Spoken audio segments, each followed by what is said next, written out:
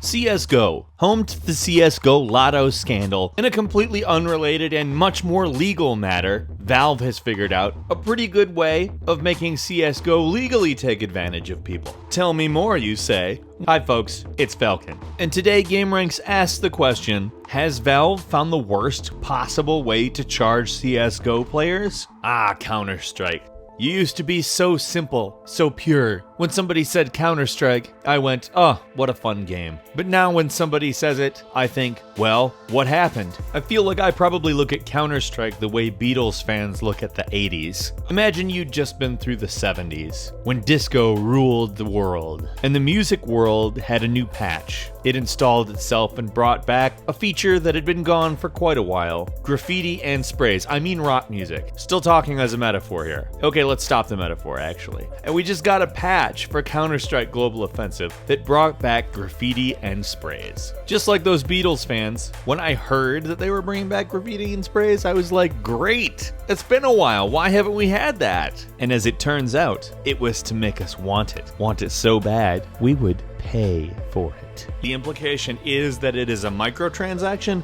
Oh, that's not even it. It is a microtransaction, that's the truth. It is a digital consumable, but it's everybody's favorite kind of digital consumable, one that has really picked up a lot of steam among publishers for whatever reason, but it is the limited use item. That's right, in a post-scarcity world, items are limited use, specifically spray cans. Spray cans that got removed from Counter-Strike originally for what seemed like no reason. This is saying, okay, you have to buy our game, and on top of that, you have to buy stuff that you used to use in this game for free. And not like in the last game or anything. In every version of Counter-Strike, every single one prior to this version, there has been graffiti and sprays. It is such a beloved feature that many, many fans have lobbied for a long time now to get them back into the game. So get this. You know how gun skins you can get from ranking up, from opening loot boxes, or just buying directly? That's pretty much how graffiti works now. And you know how I mentioned CSGO Lotto and how that's super shady? Well, just generally the loot box method of doing things is a bit shady itself, because they get enhanced loot boxes that you buy a loot box and get maybe better stuff, maybe more stuff, who knows? And that's something that Valve has gotten criticism for. Instead of going, wait, are we doing something wrong here? They decided, let's bring back that feature that used to be completely free. In fact, nobody even thought about it as a feature that could ever be paid for, because what? It doesn't even make sense. And made it so that sprays are now 50 use items. You can buy boxes around $4 to $5. And you know what? 50 uses later, that $112 you spent on that spray, boy, I hope that was worth it. Like, in all honesty, the money that you spent on actual spray paint and huffed it away into your lungs and then back out into the atmosphere for a really short, temporary, possibly lasting damage-inducing high would be more worth the money you spend on sprays and CSGO. I used to spray like a cat or a dog in heat. I didn't give a shit, I just went for it. And you know what? Here's the thing that's really gonna bug me about this.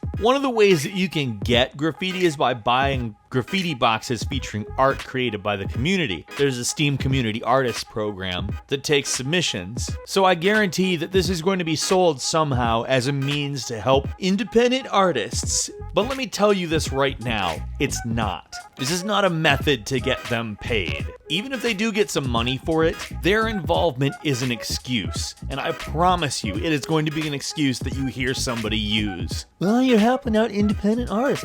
Fuck off. The independent artists are something that you're using to get us to help you. Now, I don't want indie artists who participate in this to be collateral damage. They have to find new ways to monetize their work at all times. It's very difficult to make a living as an artist. I get it. But Valve did not create this as a means to help them out with that. I promise you. Valve, in all their wisdom, decided that removing it would be a great idea because then people would want it back. if people wanted it back enough, if they showed how much, it would be great. If graffitis and sprays came back, regardless of how it happened, just that it happened, why, it would be a great new way to do some more free-to-play bullshit in a game that I paid for. In 2011, Portal 2 came out on PS3, and if you bought it, you could get it for free on Steam. And it wasn't even difficult to do. You just logged in on Portal 2 on the PS3 and then logged in on Steam, and you got it. You had Portal 2. It was in your library. There was not another step to it. That was only 5 years ago. I realize 5 years might seem like a really long time, but it's not so long people go from giving stuff away to "you shall buy the poisoned bread, for it is the only way you can avoid starvation."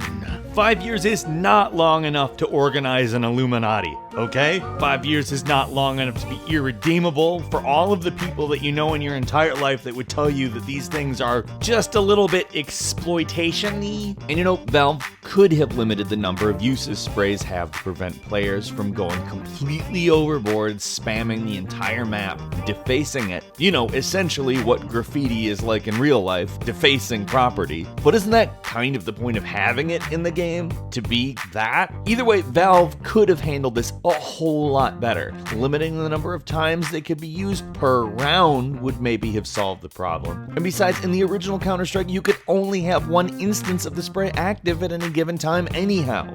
You can't claim to be pro-consumer and do stuff like this. You can't. It's not pro-consumer. Pro-consumer is giving away a copy of a game on one platform because they bought it on another platform. That's pro-consumer. Pro-consumer is using your position as co-founder and majority stakeholder in Valve Corporation and the clout that comes along with being named Gabe Newell to slam aggressive DRM policies in 2011 as well. That's pro-consumer. This is simply taking advantage because everyone else is. You're used to it. You're used to being taken advantage of. That's what this whole system is about. So when we do it, it's fine because we were pro-consumer way back when. Remember that? Are you tired of this kind of bullshit? Is this the straw that broke the camel's back? Because it certainly is for me. I'm interested very much. Are you taking a little bit more of a moderate stance on this? Are you fine with it? I don't know. This just seems wrong to me. But then again, old Falcon might be losing it in his old age. We don't know. Let's just see. I'll meet you down in the comments. I'm really interested in what you have to say on this one. And if you enjoyed this video, please click like.